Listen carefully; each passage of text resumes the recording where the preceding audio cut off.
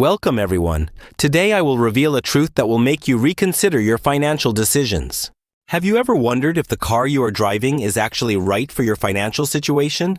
You may think you can afford an expensive car, but is it really within your budget with your current salary? Before we dive into the details, don't forget to like, share, and subscribe to the channel for more useful videos. So, do you know how much car your salary can actually afford without hurting your long-term finances? Today, I'll show you exactly how much car you can actually afford based on your salary. You might think if the bank approves your loan, you can buy whatever car you want. But did you know that just because the bank approves your loan doesn't mean you can actually afford it? According to recent research, Americans are paying an average of $730 per month for their car loan, excluding insurance and other costs. Did you know that the moment you drive a new car off the lot, it loses up to 20% of its value?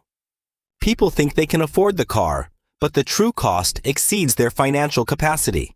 When you buy an expensive car, you're investing in an asset that depreciates quickly.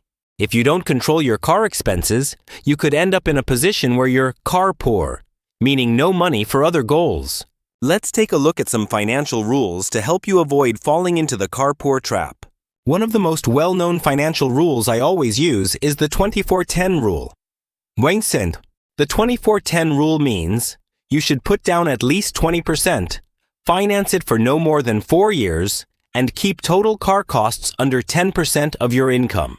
If you follow this rule, you'll avoid spending too much on a car and negatively impacting your finances. Besides the 24-10 rule, there's an even stricter rule called the 238 rule that I recommend you follow. The 238 rule requires a 20% down payment, a 3-year loan, and keeping car expenses under 8% of your income. This rule helps you reduce the risk of buying a car beyond your means and prevents you from being stuck with long-term debt. Now let's break down how much car you can afford based on your salary, starting with someone earning $50,000 a year. With an income of $50,000, you're likely bringing home around $3,400 each month after taxes. According to the 10% rule, your total transportation budget should be no more than $340 per month. If you follow the more conservative 8% rule, that gives you only $272 for transportation expenses. But remember, this includes everything: insurance, gas, maintenance, and repairs, not just the car payment. If you're spending $150 monthly on insurance and gas, that leaves you with less than $200 for a car payment. With $200 available for a car payment, you're looking at a used car that costs around $8,000 with a 20% down payment. If you use the more conservative 3-year rule, that drops your budget to around $6,000 for the car purchase. I know what you're thinking. $6,000 to $8,000 doesn't buy much car these days.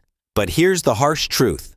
If you're making $50,000 a year, you can't afford a nice car. You can afford reliable transportation.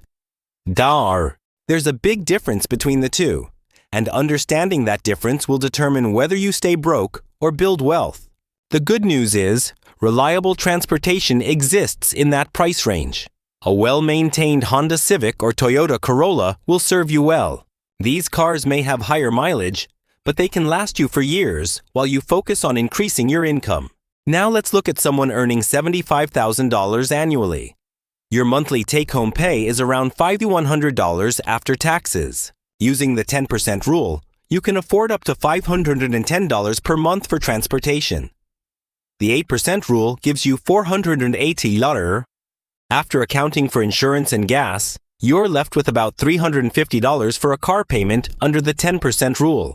With a $350 monthly payment, you're shopping in the $15,000 to $16,000 range for a used car, or $11,000 to $12,000 with the 8% rule. At this income level, you can buy a certified pre-owned compact car or a slightly older mid-size sedan. The key is resisting the temptation to stretch your budget just because the bank approves a larger loan. Just because you qualify for a $500 or $600 monthly payment doesn't mean you should take it. Banks make money when you stay in debt. Now let's talk about someone earning $100,000 per year. With this salary, your monthly take-home is about $6,800 after taxes. According to the 10% rule, you can spend up to $680 per month on transportation costs. The 8% rule gives you $544. After accounting for insurance and gas, you're looking at roughly $500 per month for a car payment under the 10% rule. With $500 a month, you're shopping in the $22,000 to $25,000 range for a car. That's a significant jump from the lower income levels. But here's the trap. Many six-figure earners start thinking they've made it and deserve a luxury vehicle. Suddenly, they're looking at BMW payments instead of Honda payments, and their financial future takes a dramatic turn for the worse. The person making $100,000 who drives a paid-off $15,000 car and invests the difference will be infinitely wealthier. Wealth isn't about looking rich, it's about being rich. It's about making smart financial decisions that pay off over time. Moving on to the $150,000 per year income. Your monthly take-home pay is approximately $9,300 after taxes, depending on your state. With the 10% rule, you can spend $910 per month on transportation costs. The 8% rule caps you at around $730. After setting aside $200 for insurance and gas, you're looking at around $700 per month for a car payment under the 10% rule. With $700, you're in the $30,000 to $35,000 range for a car purchase. At this salary, you can afford a nicely equipped mid-size sedan, a compact luxury vehicle, or even a basic pickup truck. But even at this income level, stretching beyond these guidelines can derail your wealth-building goals. The biggest mistake high earners make is lifestyle inflation. They assume earning more money means they should spend more money. But the wealthy understand that the goal isn't to spend money. It's to keep it and make it work for you. Warren Buffett, one of the wealthiest people in the world, still drives the same car after decades because he understands this. Wealthy people drive reasonable cars, not because they can't afford better ones, but because they prefer investing their money. High earners often fall into the trap of trying to appear successful by spending on things that don't actually build wealth. The person driving the beat-up Toyota Camry with 200,000 miles might actually be wealthier than the one driving a new Mercedes. Let's address the reality of cars being wealth destroyers, not wealth builders. If you buy too much car, you're committing to years of payments that don't help you grow financially. Meet Sarah, who earns $75,000 a year and falls in love with a $35,000 SUV at the dealership. The salesman runs the numbers and offers her a $650 monthly payment over 7 years. Sarah thinks it's reasonable. What Sarah didn't calculate was that her total monthly transportation costs, including insurance and gas, will exceed $900. That's almost 18% of her gross income, double what financial experts recommend. Now Sarah is car poor, looking successful on the outside, but struggling financially on the inside. 3 years later, Sarah's SUV is worth about $22,000, but she still owes $28,000 on the loan. She's trapped in an underwater loan, owing more than the car is worth. If Sarah faces an emergency and needs to sell the car, she would need $6,000 to pay off the loan. Meanwhile, Mike, also earning $75,000, bought a certified pre-owned Honda Accord for $15,000. Mike put $3,000 down and financed $12,000 over 3 years with a $395 monthly payment. After 3 years, Mike's car is paid off and he's still financially stable with money to invest. Mike continues saving and investing the same $395 payment, building wealth while Sarah remains stuck. After 10 years, Mike's $395 monthly payments have grown to over $68,000, thanks to a 7% return. Sarah, on the other hand, has spent the last 3 years fixing her car and paying off her underwater loan. This is the hidden cost of buying too much car. It's not just the monthly payments. It's the opportunity cost of the money you could have been investing instead of paying off a depreciating asset. The key takeaway here is that cars are not investments. They're liabilities that drain your wealth. Let's talk about those who claim they need a reliable car for work or family needs. Are these excuses justifying overspending? Borno. These are valid concerns, but often they're used as excuses to justify overspending on cars. You can find reliable, safe transportation within a reasonable budget that meets all your needs.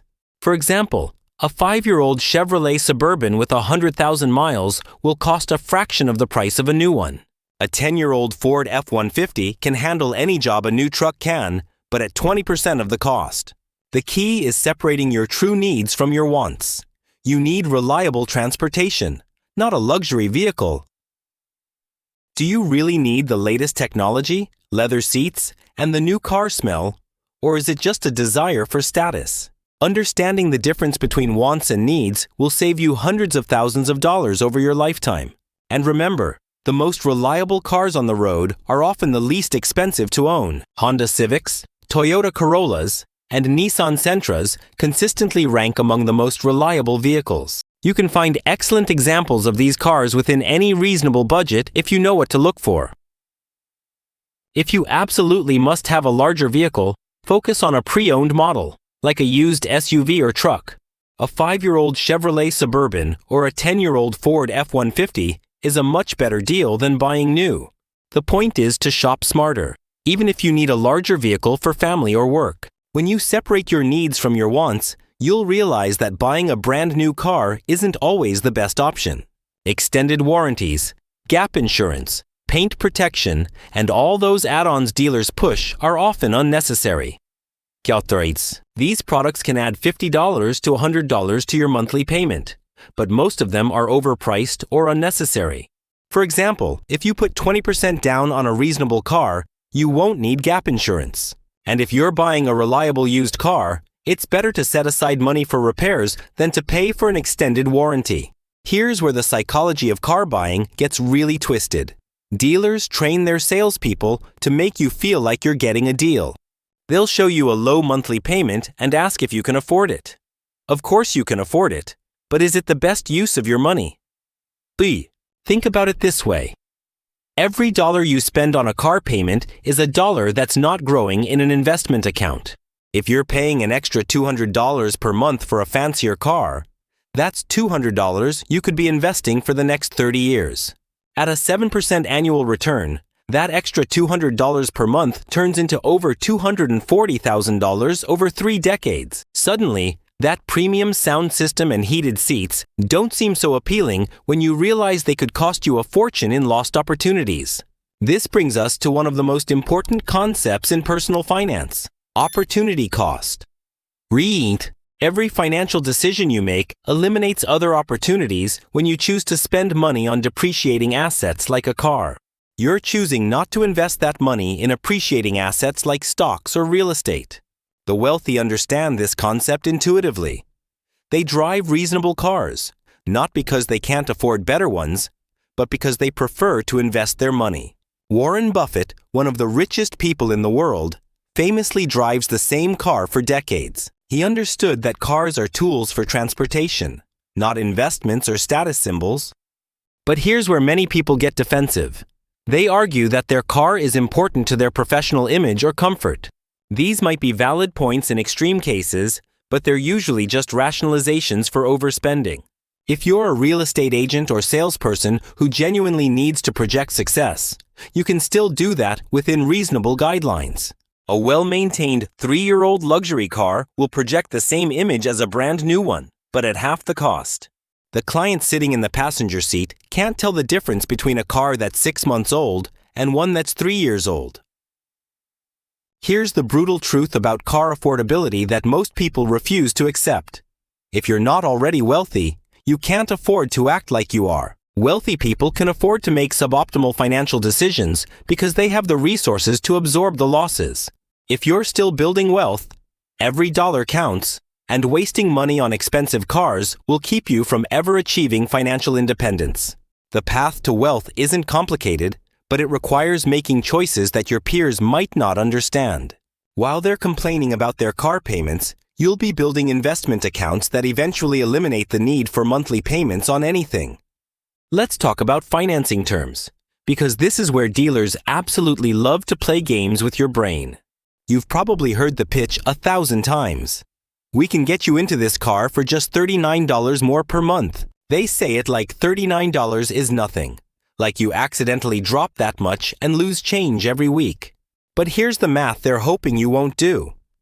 $39 per month over 6 years equals an extra $2,800. Over 7 years, it's $3,276 for what?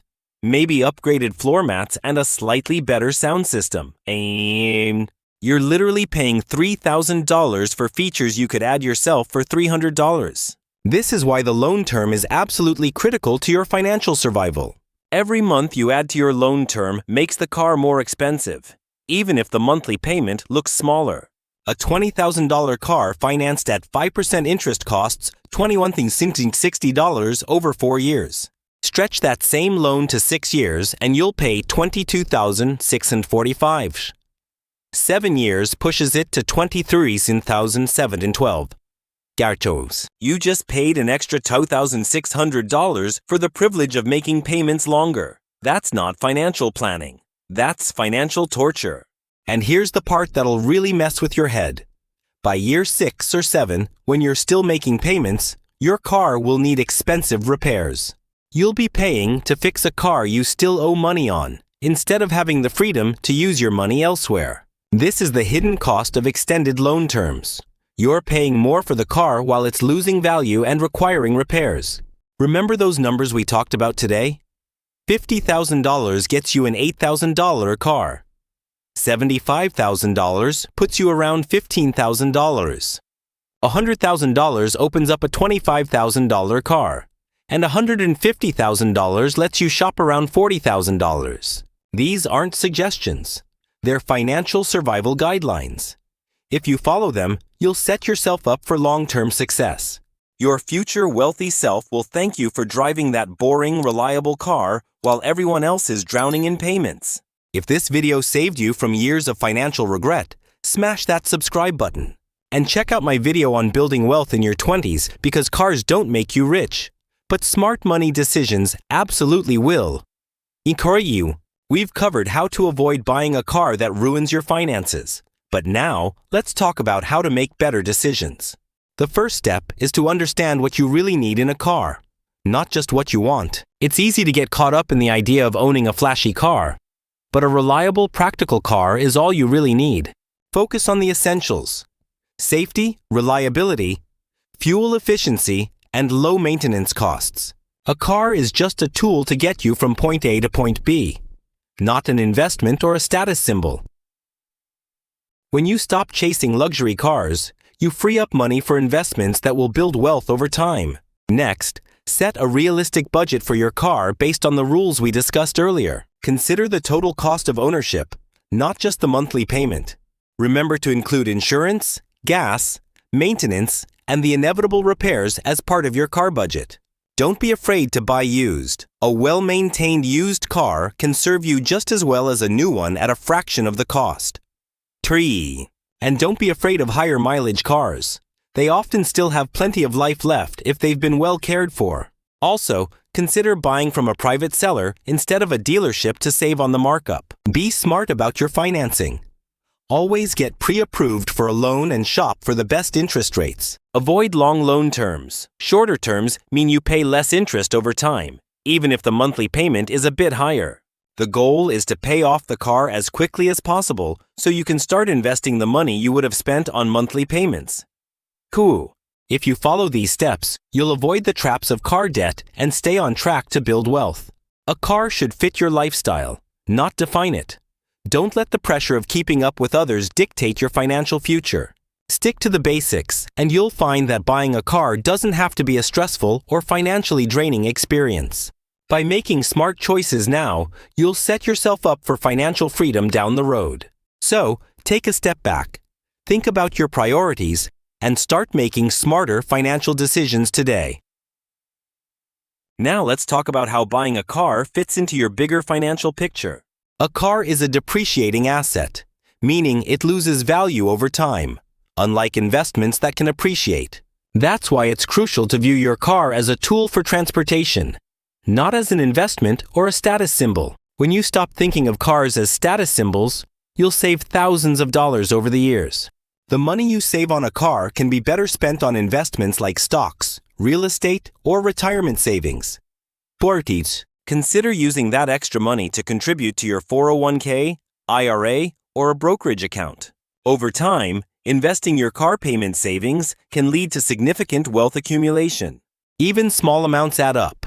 $300 per month invested over 30 years at a 7% return grows to over $200,000. Don't let a car payment stop you from building wealth. It's about prioritizing what matters most for your future. Next, think about how to take care of your car to minimize repair costs and keep it running smoothly. Regular maintenance is key. Oil changes, tire rotations, and brake checks can prevent costly repairs down the road. Be proactive with repairs, even minor ones. Waiting until something breaks can lead to expensive fixes later. And remember, if your car's value starts to drop too much, it might be time to consider replacing it with something more affordable. Keep your car for as long as it serves you well. The longer you keep it, the more value you get from your purchase. The goal is to reduce your reliance on car payments and free up money for more important financial goals.